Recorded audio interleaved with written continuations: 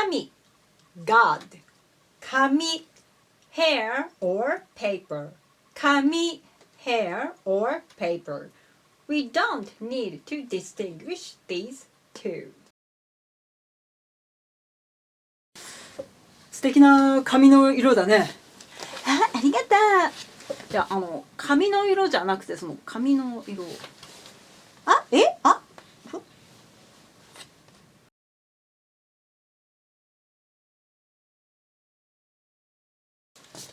So we can say 髪が長い髪が長い Now I'm using が行鼻濁音髪が長いはい Sometimes say 髪が長い This is just が髪が長いが行鼻濁音髪が長いが髪が長いが行鼻濁音Did you get that? 髪が長い。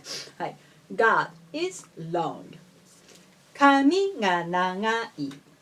Hair is long. Or paper is long. Don't worry about it too much.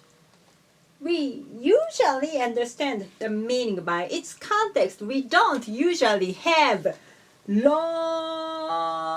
God. Oh, 神様